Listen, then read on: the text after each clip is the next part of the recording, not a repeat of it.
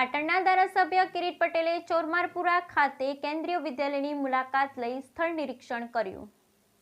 પાટણના ધારાસભ્ય કિરીટ પટેલે ચોરમારપુરા ખાતેની કેન્દ્રીય વિદ્યાલયની મુલાકાત લઈ સ્થળ નિરીક્ષણ કર્યું. 2 દિવસ અગાઉ કેન્દ્રીય વિદ્યાલય શરૂ કરવા ધારાસભ્યએ મુખ્યમંત્રીને લખ્યો હતો પત્ર.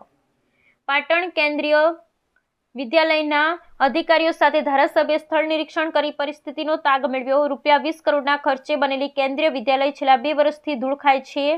શાળા વચ્ચેથી પસાર થતું નાળું શૈક્ષણિક કાર્ય માટે બન્યું અડચણરૂપ. વાલીઓને અનેક રજૂઆત છતાં પણ 2 વર્ષથી આ સ્થળ પર શૈક્ષણિક કાર્ય શરૂ થયું નથી.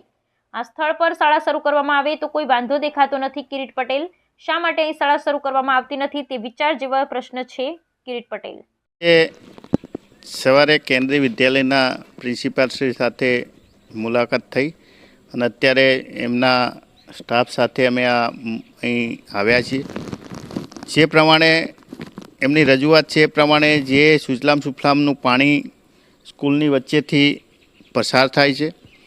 હાલ જગ્યા ઉપર જોવા જઈએ તો જો સ્કૂલ અહીંયા શરૂ કરવામાં આવે તો કંઈ વાંધો આવે એવું દેખાતું નથી, પરંતુ શા માટે અહીં શરૂ કરવામાં આવતી નથી એ વિચારવાનો પ્રશ્ન છે. બીજું કે જે સુજલામ સુફલામના એક્સિયન છે અને એના એની જોડે પણ મેં વાત કરી અને એમના કહેવા મુજબ અમે કેનાલ અંડરગ્રાઉન્ડ કરવા માટે 3.5 કરોડ રૂપિયાનું એસ્ટિમેટ એ પાણી પુરવઠાની અંદર મોકલેલું છે અને પાણી પુરવઠામાંથી એ રેવન્યુની અંદર ગયેલું છે.